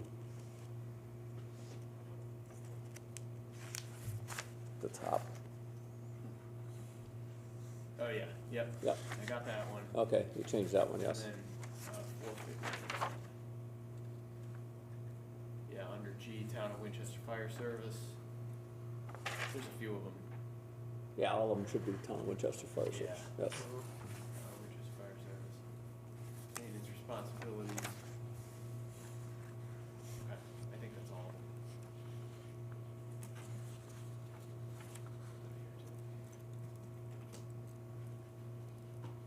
Yeah, Chief Field was invited to be here tonight, but he had another prior commitment. He wasn't able to make it, but I mean, he's pretty much wrote these. I was gonna say, he wrote them. Well, he wrote them, yeah, we worked together on them, but he wrote them from Torrington's or somebody else's, but yeah, we all agreed upon things and changed a few things. And, All right, any other concerns, these, questions? these came about because we have no regulations for subdivisions. We already have current cistern that, in town that's not maintained, nobody has, who knows, who owns it, so it's a problem. So that's why we were looking to add this to the regulations. Anybody? We, Let's see if there's any public comment too on this one. any public comment? Selectmen? No? Come on. Speak up. All right, so we're gonna, good with closing this and, I think you can close it and I would act on close it it. tonight if you're ready, yeah. And vote on it, yeah. all right. I'll make a motion to close PZC 25. 25-21. I'll second. Adam? Any discussion? No? All in favor of closing? Okay, so it's not on the agenda to vote on it. It's not, you can add it if you'd like. I'll Okay. make a motion to add PZC 25-21 to the old business agenda, or new business agenda, I should say. No, old business. Old business Yep. agenda, okay. Second, John. So that'll become item 5C, Lauren. Yeah, 5C. I mixed something up somewhere, so I'm ready to catch up. We'll go through We'll it. straighten it out, yep. Yeah. Okay. So we have a first and a second on that. Did you want to just? John? Yeah, I second. Yep. John seconded. To move it, yeah. Okay. Got to vote on Motion moving it? approved. Or Okay, adding we'll it to vote on the- moving it. Adding it to the agenda, yeah.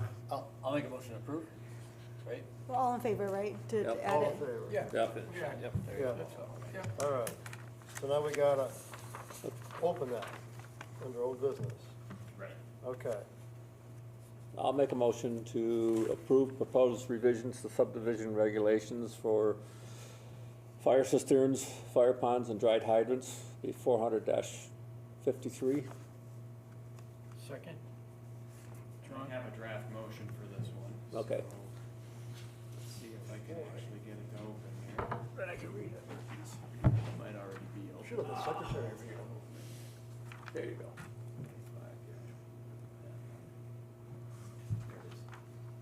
Okay, to make a motion, approve application 2521, zoning regulation change, applicant Town of Winchester, Connecticut. Motion, the Winchester Planning and Zoning Commission adopt the following subdivision regulations, text amendments, updates to subdivision regulations, section 400-53, fire suppression requirements. You want to put a date on there they become effective? Oh, yes, Which we let's do should. that. You want to go with March 1st? Yeah, that'll work. Yep. Effective March 1st, 2026. Second. Any discussion? All in favor? Fine. All right. Okay, put that one to bed.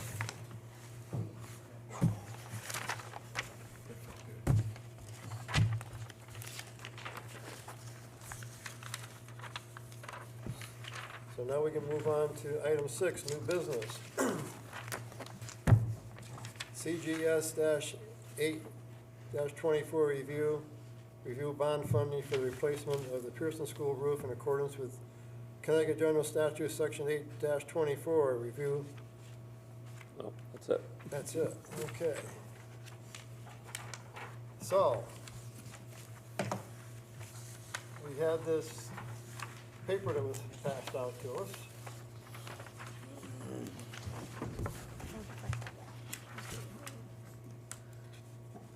Would any of the selectmen like to walk us through this?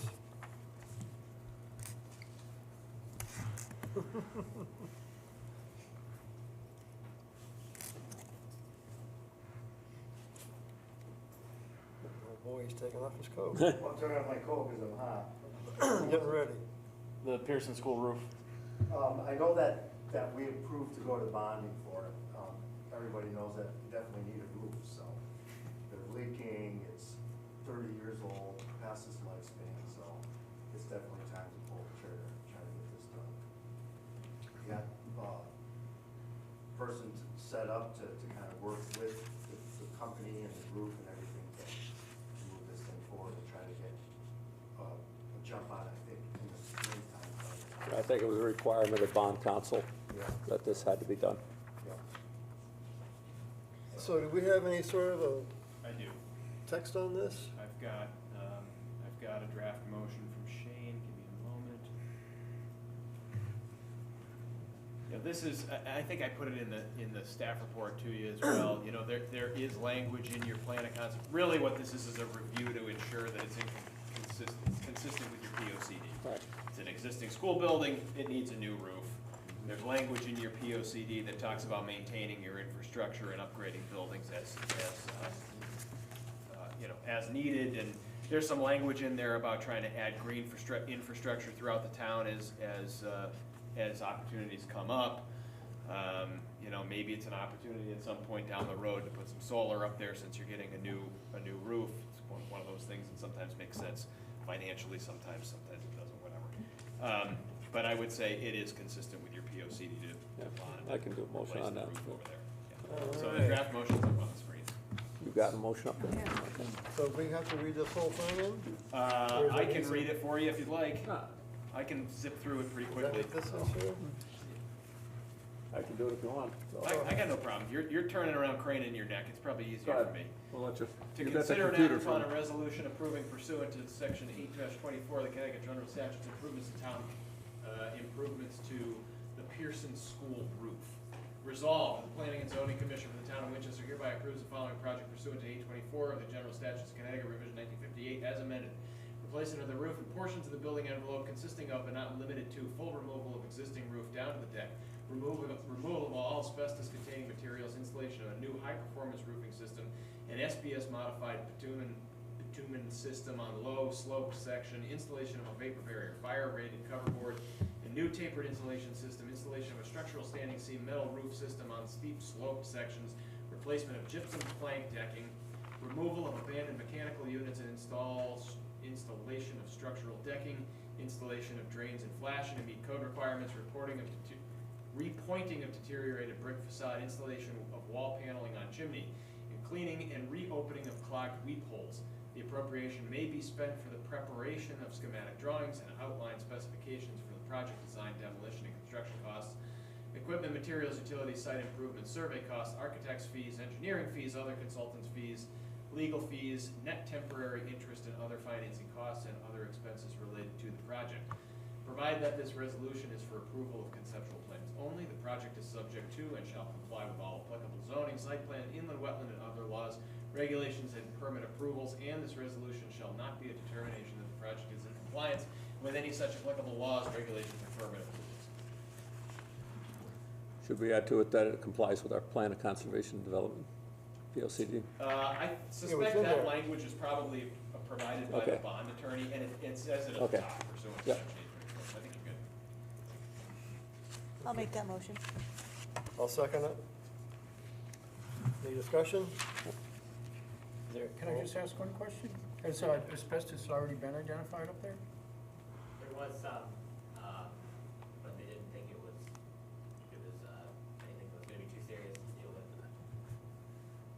But it has been identified? Yeah, there was some, yeah. If it's a 30-year-old roof, Yeah, but it's, I would be I've been on several surprised if it school building wasn't. committees involved with Pearson in the past, and there's minute areas on the rooftop, external to the building, not internal, because we did a complete internal removal of all asbestos in the building about 15 years ago. And that, but there is some in the roofing material, yes. Probably the mastic, yes, yeah. Because there's been multiple repairs to that roof in the last 25 years. Any more discussion? Do we understand if the school will be disrupted? So will it continue to be used as a school during the period of construction. Usually they do these things over summer break, Summer break, yeah. Yeah. typically when they do them. Yeah. Is there any contingency of another school supporting some, if it's not back up and running in time, or Hopefully they can get it done in time. do we have capacity elsewhere? Is there any contingency? No. No.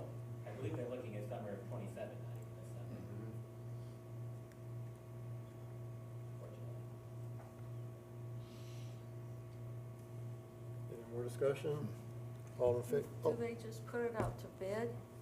What is- Yeah, they have to, Good, okay. just because of the total cost of the project, yes. Okay, all in favor?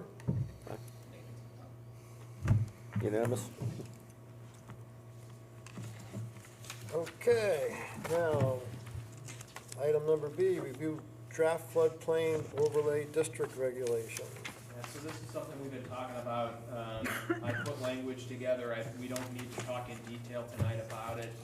Got it in front of you. I think it was should have been in your packet. And if it's not, I can email it out to everybody. No, I think it did. It got emailed and you should have it in your packet. Yeah. So I would just say, take a look at it and we can talk in detail about it at your next meeting. All 24 pages of that. Yeah, I was gonna say. Yeah, it's long, it's long, it's a lot of language. So it's a lot of language, it's a lengthy regulation, but it brings the town in compliance with the FEMA requirements, which, as I look at it right now, you're not. There is an ordinance dealing with floodplain overlay stuff, but it is in no way, shape, or form updated to today's standards. This was updated back in 2018. These are the state model regs essentially with the town of Winchester plugged in all the municipal spots. So it's the same regulation that everybody else across the state is using, and it just keeps you consistent and compliant with FEMA requirements. So take a look at it. We can discuss in more So is detail. there anything here we can change, or we have to? I mean, sure, we can change things. One of the things that a lot of the shoreline towns have started to do is there's a provision in there that the floor system has to be you've got sort of your base flood elevation and your mechanicals, and your first floor has to be at least a foot above that. There are a lot of shoreline towns that have gone up to 3 feet above that. We call that freeboard. That's the amount of space above your base flood elevation. So you can increase those things, you can do some of that tweaking, but for the most part, this language is also reflected in the building code, so we kind of want them to be the same. I would say, there might be a few things that we can tweak here and there to make them a little bit more strict in the flood zone areas, but for the most part, it sort of is what it is. One thing we need to talk about and figure out is where we want to put this in the zoning regulations. Do we want to create a new floodplain overlay zone? And so does it live in the zoning district chapter? Or is it a standard and it'll live in the standards chapter? And I've got to kind of wrap my head around what makes more sense. Having it as an overlay zone and showing it on the zoning map might have some benefit. But the flood study up in this part of the state is so old that it's hard to map that. So, I think we should do it as a standard. yeah. I think so And too.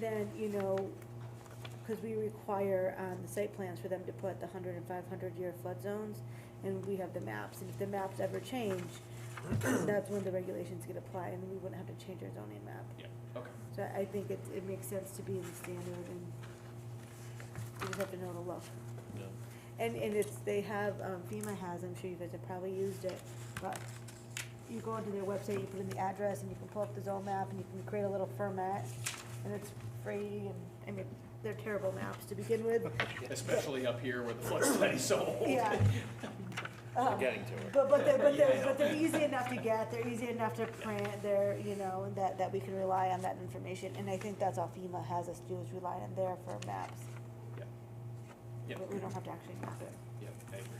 Just repeat that, you're saying that someone comes to the site plan, they're gonna have the flood zone defined in that site? So usually they do, right, if it's there, because the flood maps will give an elevation, a lot of times. And we're not gonna have a map in our regulations? We're not gonna map in our Okay. regulations. So we can put this on our agenda for our next meeting to discuss Yeah, and we'll carry possibly it. approve, yeah. We'll carry it. So I have a question though, like just for process on this. So I agree that it should be in zoning, I agree that it should be in our regulations, we should follow state model regs. But if we have an ordinance already, do we have to inform? I how have to do- talk to Paul about how we wanna handle it on that end of things. Yeah. I think that, my thought is that that should reflect the zoning regulations, that ordinance should just be amended to point back to zoning regs, but we have to kind of talk, that's why I'm not even suggesting scheduling a hearing for this yet, I just want you all to kind of read through it and get comfortable with it and understand what we're trying to do. We'll talk with Paul and figure out how we need to adjust that ordinance, because Yeah. that's a lengthier process. Well, to- that's to do it's a that. minimum of a month and a half for Right, right. for that. It So takes 3 that's why meetings, we're gonna just sit minimum. on this for now. But, you know, I wanted to get it put together and have you all look at it. Yeah, so there has to be some coordination. Right. Yeah. So, this flood overlay, I know a lot of homeowners on Highland Lake now are being hit with, insurance is asking them what the flood zone is and whether they're in it. Is there any way to update that? So that is, and again, the flood study up here is old, so. Oh, yeah, it's very old and that's not even included. Right, so when that happens with lakefront properties, typically the process is if the house is shown to be in the flood zone, you hire an engineer or surveyor, I think either one can do it, and you put together a request for what's called a letter of map amendment.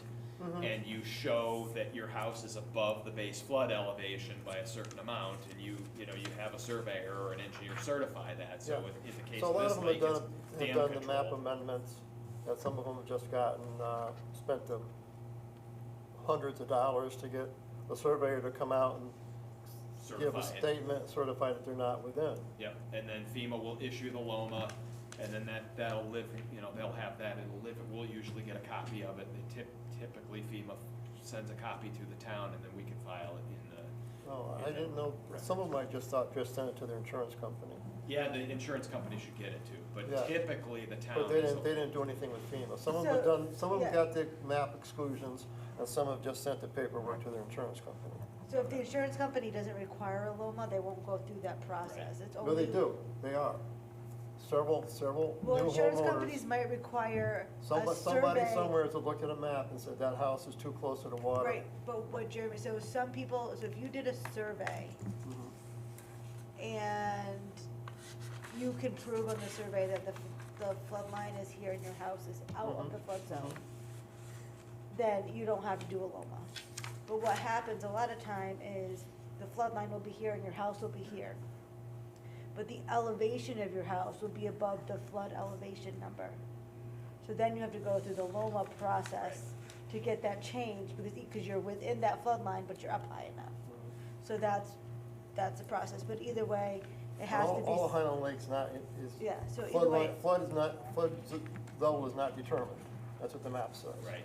So that's why it has to be certified by a surveyor or an engineer. Right, and typically the way, because I've dealt with that too, but it's a dam controlled lake, and so they look at the elevation of the dam and the spillway. Well, there is a level for the flood level. Right, But right.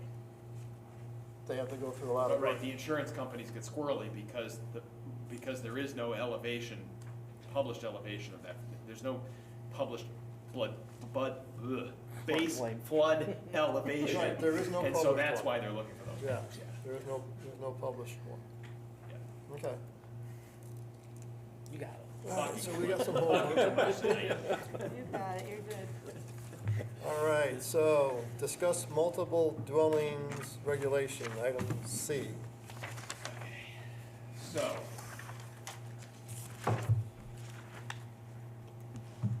We had talked about, or actually, I think Willie, it was you that brought it up, was the concept of kind of a family compound. And we talked Is about that this. something we want to continue with?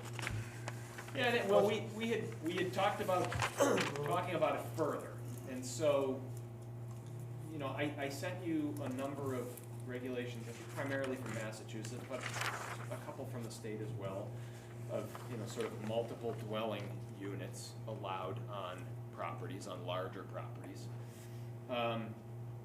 But when I look at your multifamily regulations, the way they're written currently provides for, it's section 41548 in your regulations, and it's a multifamily dwelling reg, which allows for multiple families in, I think it's currently Highland Lake Business, Town Center, Residential Town Center, and Town Gateway.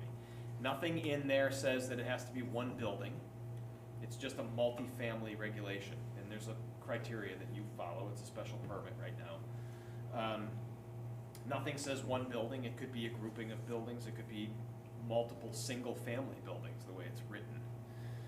And so I wonder if that's something that the commission wants to pursue, is allowing sort of multiple single-family units on larger lots out in rural residential. Maybe there's a change that would be able to be made to that multifamily dwelling regulation rather than reinventing the wheel, since you've already got some standards. Add a subsection that says, you know, in the rural residential zone, and add some criteria, minimum lot size, things like that, distance between houses.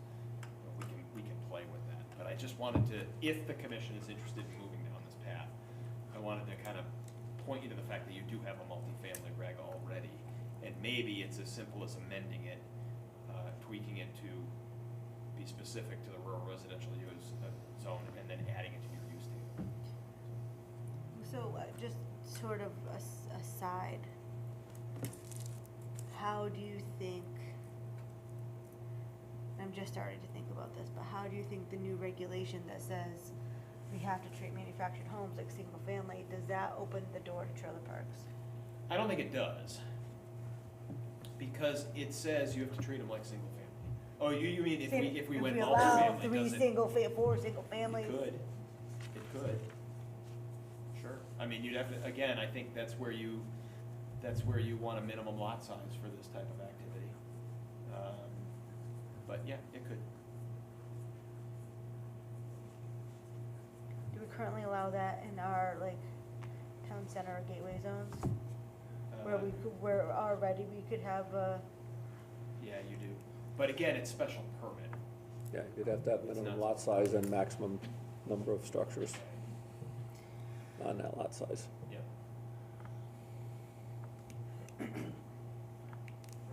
Something to think about. We don't have to move on that, you know, right now. Just give it some thought. Take a look at that section in your regulations, I think. Take a look at your use table, and if it's something we want to pursue, we can start to put some language together. What's the feeling? Pursue it, or? John, you got any feeling? Wait for him to come up with something? What's that? You know, I think we should pursue it. What do you think? I don't know if we should pursue it right now. But, that's up to the commission, I guess. I think we need to really look at the regulations and then decide. Because I think the concept and the idea is good, right? But I think that we just have to look, I just want to do some more thinking about how that might impact, that might require that we have certain uses that we don't really want, right? Like if it's a trailer park or if it's a more dense use. So I don't have an opinion at this moment.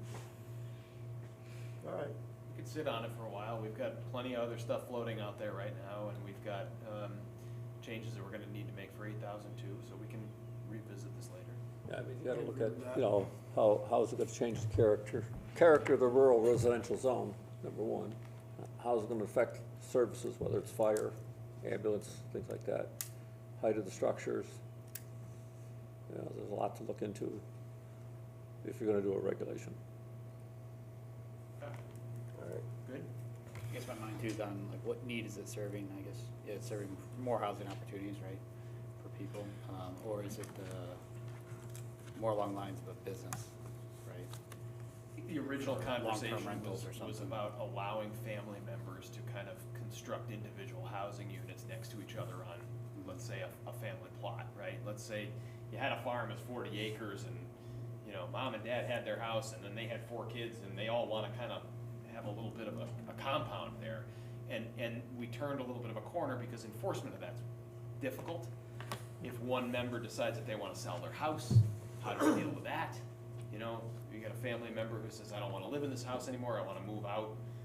Well, now, are they forced to sell that house to somebody else in the family, and how do we regulate that? So, just the concept of keeping it as a contained family unit owning these individual structures is kind of impractical, so that's, So as you're talking, it's like I'm thinking,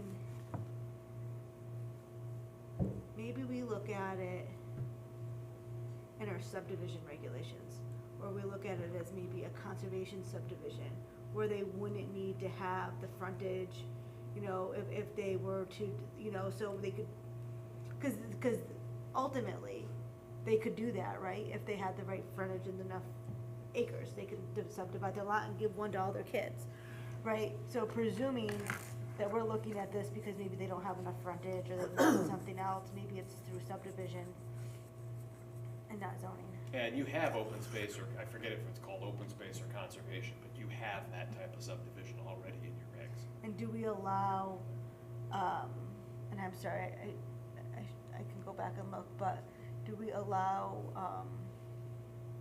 like a private road that's maybe a little bit more narrow, but to use frontage off of that versus a town I'd have road? to look. Like, in New Hartford, we called them estate lots, so it was like a big, long, private driveway, and you could use frontage off of that.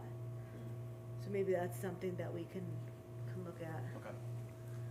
There is a property like that in Winchester, Yeah. down by the lake. There's several of them already.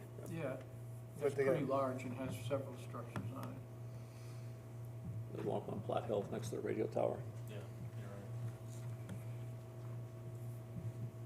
There's 3 houses on that property, but it's a large property. Right, and I think that was the 50, You'd idea have here, to be was that able it to would be do it, you large. have to have a large property, you Yeah. can't have Yeah, 10 That's acres, you have to like- have, No, this is close to 50. Yeah. you And know, I think 50, that was- 60, 100 That was the acres. idea here. Right. All right, well, why don't we just put a pin in it for now? We'll get through all the other things we're working on. We can All right. do this in a couple months. Okay. Good. Okay, item 7, other business. Do we have any other business? I think that was enough business. Come on. Get ready, I think we're gonna have a Yeah. summer of this. Talk to you about March 11th, be on the lookout for an email from us on that. And you've got 2 public hearings set for your next meeting. 309 Colebrook Road, that's a home occ, and a bachelor school, they're coming back for a modification of their special permit next year. Okay, approval of the January 26th. Make a 20 motion to approve January 26th minutes. I got 28 on the minutes, but I'm abstaining because I wasn't even there, but Same. I just want to make sure your dates are right because I'm the secretary. Oh, the minutes say 28 and the agenda's for 26. Okay, so What the was agenda's it? got a typo on it. Secretary. That was a special meeting. So, sorry. Oh, yeah, because we had to cancel. 26th or 28th, what was the right date? I would There you have to go. go That's what back it and was. look. So. Well, let me Yeah. check the I calendar. wasn't even there, Special. but Huh? I- Yeah, January I have it 20th, right yeah, now. okay. That's why. but I can't vote. So Had what to be date the are we? 26th. 26. No, 26th, it it was was correct. It was the 28th and it was a special meeting. Oh, no, it was the 28th because we Because it moved was a it, special meeting. moved it because of Special meeting. snowstorm. Right, Yes, yeah, we did. that's why the agenda's. I correct my motion to January 28th, special meeting. Yeah. Lauren had it right. I abstain too. I'll second it. And Jan. Jan was at the meeting, she was Jan was seated. there, so Yeah, she could vote. she can vote. No, all in So, favor? aye. Aye. 3, got it? Okay. And then communications. Well, we had enough communicating tonight. I've communicated more than enough. Started to sound like Okay, I make a motion to adjourn the meeting. Second.